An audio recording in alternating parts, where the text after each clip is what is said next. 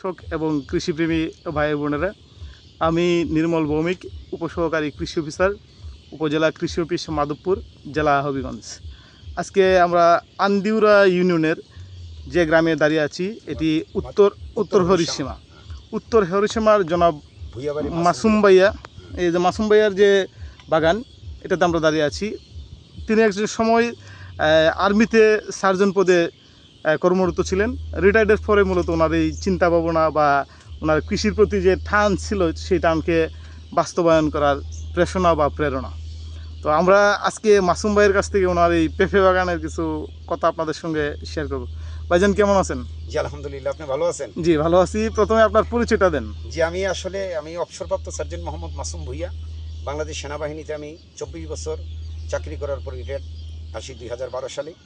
2012 সালে আসার পর থেকে আমার একটা চিন্তা চেতনা ছিল যে আমি মোটামুটি অনেকের তো অনেক ধরনের মানসিকতা মন থাকে। কেউ রিটায়ার্ড আসার পর কেউ ব্যাংকে টাকা রাখে, কেউ গাড়ি করে, অনেক ধরনের করে, কিন্তু না, আমার প্রথম থেকে একটা চিন্তা ভাবনা ছিল যে আমি কৃষির উপর এমন একটা কিছু করব যেটা যেন একটা দৃষ্টান্ত হয়ে থাকে। তা আলহামদুলিল্লাহ মোটামুটিভাবে আমি যেইভাবে পথ চলা শুরু করছি, এখন প্রাথমিকভাবে আমি মনে করেন আমি এই একটা প্রজেক্ট করছি 14 শতক জায়গার উপরে একটা প্রজেক্ট আমার। এই প্রজেক্টে অলরেডি আলহামদুলিল্লাহ আমার একটা পুকুর আছে এবং একটা মুরগের ফার্ম আছে, একটা হাঁসের ফার্ম আছে, আর এই সরপি কলার একটা প্রজেক্ট আছে এবং এই পেঁপে। তবে এই পেঁপে যেটা, এটার প্রতি আমার বেশি দুর্বলতাটা বেশি এবং শখটাও বেশি। তো এই প্রাথমিক অবস্থায় আমি এই প্রজেক্টের ভিতরে 300 গাছ দিয়ে আমি স্টার্ট করি। তা আলহামদুলিল্লাহ আপনার অনেক সমস্যাও হয়েছে, আবার আলহামদুলিল্লাহ সমস্যা থেকে আল্লাহ তুলছেও। তো এখন যে অবস্থায় আছে আলহামদুলিল্লাহ, এখন সবচেয়ে ভালো যে এত কষ্টের পরে, এত পরিশ্রমের পরে, এবং আমাদের যে কৃষি অফিসার স্যার ছিলেন, ওনার অক্লান্ত পরিশ্রম, এবং উনি সপ্তাহে মাসে কয়েকবার করে ভিজিট করে আমাকে উনি যেভাবে অ্যাডভাইস করছে সেইভাবে আমি এটার মধ্যে কাজ করছি। এই কাজ করার পরে এখন আমার এই ফল, এখন আলহামদুলিল্লাহ আল্লাহর দরবার আমি সবুর আলহামদুলিল্লাহ, এখন আমার ফল আপনারা দেখতেছেন। তা আমি সবাইকে বলবো, আল্লাহ যদি বাঁচায় আপনারাও আমার মতন এরকম কৃষির প্রতি মনোযোগ করেন। তবে একটা কথা মনে রাখবেন, আপনি কৃষি করতে হলে, কৃষি হইল মাটির সঙ্গে আপনাকে মিশে যেতে হবে। আপনি এই যে মাটি, এই মাটির সঙ্গে আপনাকে সবসময় মিশতে হবে। আপনি যদি মনে করেন যে না মাটি হাতাবো না, তাহলে কিন্তু আপনাকে যে কৃষি কোনো ক্রমে করা সম্ভব না। এই যে গাছ, এটা যতই কষ্ট করি, যখন আমার প্রজেক্টে এই যে পেঁপে দেখেন মাশাআল্লাহ অলরেডি 3 কেজি প্লাস এগুলা প্রত্যেকটা পেঁপে, তে আমার এই কষ্টগুলা সার্থক। তা আমি বলবো যারা করতে চান, আলহামদুলিল্লাহ সরকার অনেক ধরনের সুযোগ সুবিধা দিয়ে রাখছে, এগুলো অনেকে আমরা জানি না, আমরা নিজেরা চেষ্টা করি না। আপনি যদি পেঁপের প্রজেক্ট করেন, স্টার্ট থেকে শুরুর থেকে আপনি যে উপজেলা কৃষি অফিস আছে ওইখানে আপনি যোগাযোগ করবেন, ওনারা বসে রয়েছে আমাদের জন্য।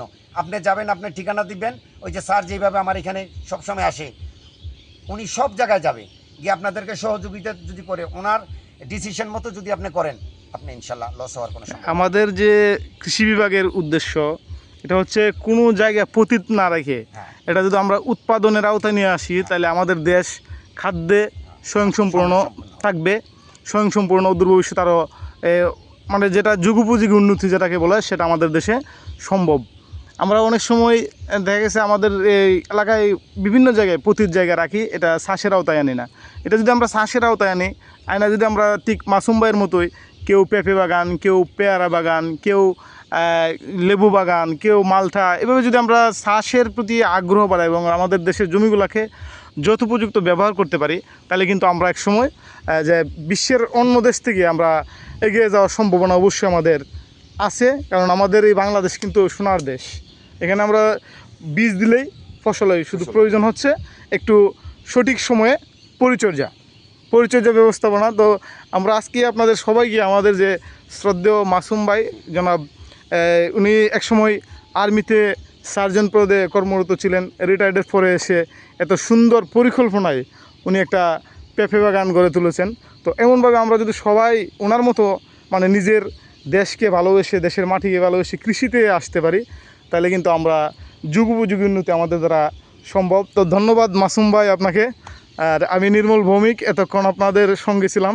তো ভাই আপনার আর কিছু বলার আছে কিনা না, বলুন? আমার আর কিছু বলার নাই, আমার এতটুকু বলা, আপনি যেভাবে আমার এটার দিকে খেয়াল রাখতেছেন, আপনি ভবিষ্যতে এইভাবে আমার সঙ্গে থাকবেন আর কি। অবশ্যই অবশ্যই, আমরা আমাদের দায়িত্ব হচ্ছে কৃষি বিভাগ এবং কৃষিকে এগিয়ে নিয়ে যাওয়া আমাদের কাজ। ধন্যবাদ মাসুম ভাই।